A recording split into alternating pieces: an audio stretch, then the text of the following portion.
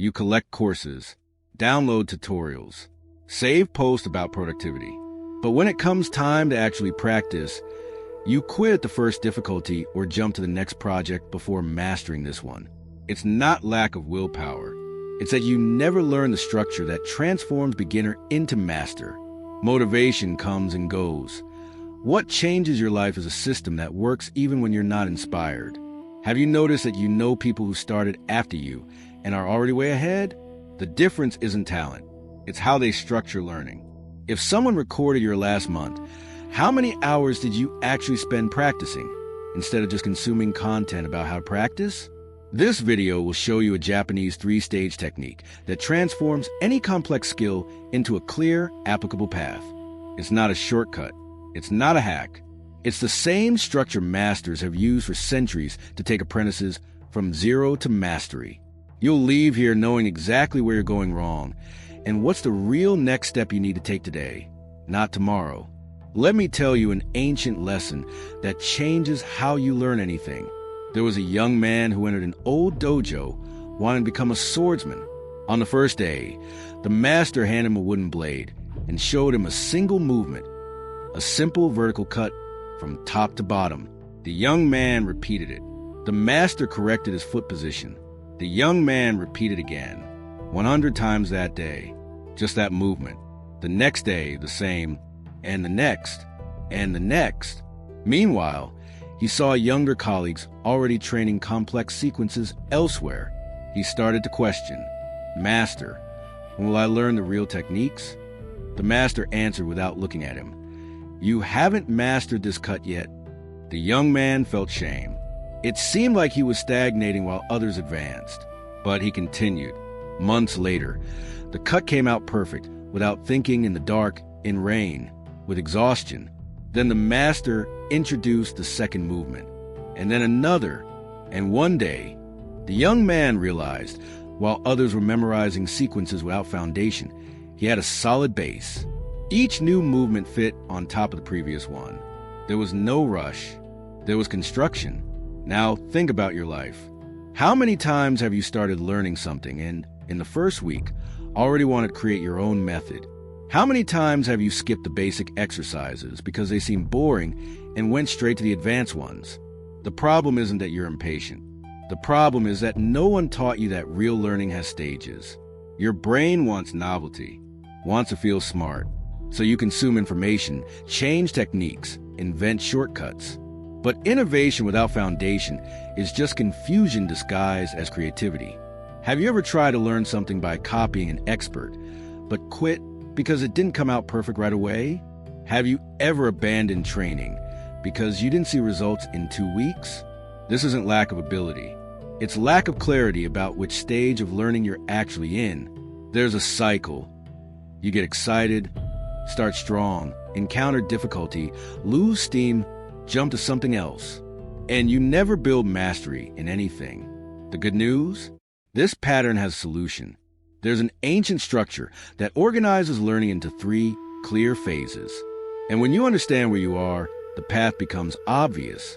Masters of Japanese martial arts taught something called Shuhari. It's not motivation.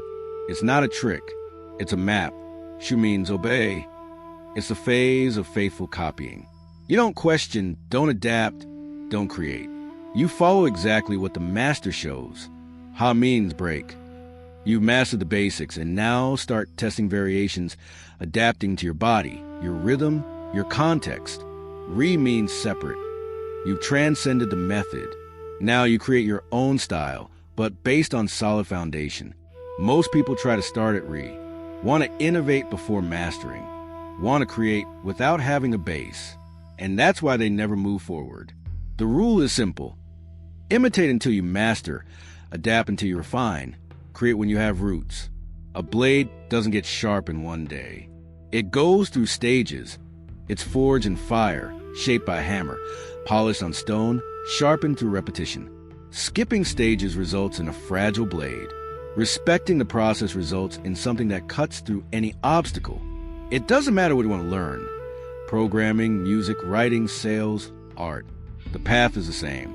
First you copy, then you adapt, then you create. Now, let's get to the method. Shuhari isn't theory, it's protocol. It works for any skill, as long as you respect the 3 phases and don't try to skip any. First stage, Shu. Here, you choose a clear model and follow it to the letter. Don't invent, don't adapt, don't add your personality. You want to learn to write? Take a writer you admire and copy their structure. Sentence by sentence, paragraph by paragraph. Want to learn to code?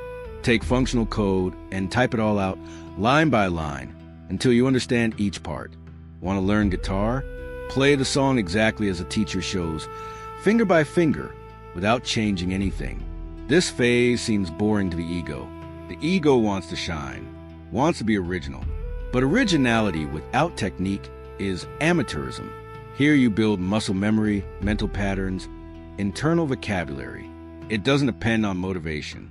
It depends on conscious repetition. Small size. Choose a basic exercise you can repeat every day, even when tired. Fixed time. Always at the same time of day, even if it's just 10 minutes. Continuity rule. You can make mistakes, you can do it poorly, but you can't skip the day. When you master the basics without having to think, you're ready for the second stage. Now you break. Test variations.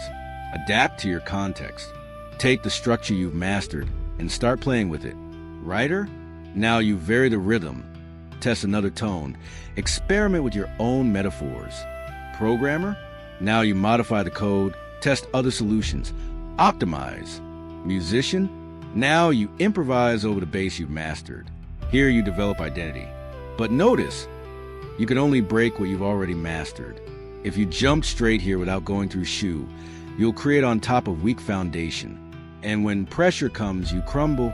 The mountain isn't climbed with a leap. You go up step by step. And each step needs to be firm before you climb to the next. Third stage, Re. Here you transcend. You no longer follow anyone. You created your own method.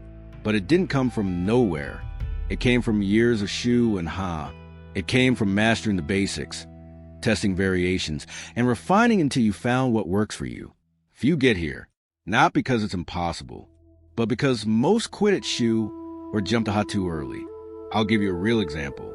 A woman wanted to learn graphic design, started taking course after course, saw incredible work in others' portfolios, and tried to replicate without understanding fundamentals. Result, frustration. She didn't understand why hers didn't look good. So she changed strategy, entered Shu, chose a designer she admired, and every day recreated one of their works from scratch. Didn't copy and paste. Recreated, pixel by pixel. Alignment, spacing, font color. For 3 months, she did this. There were days she didn't want to. There were days the result looked horrible, but she didn't skip. In the 4th month, something clicked. She could look at any design and understand the structure behind it.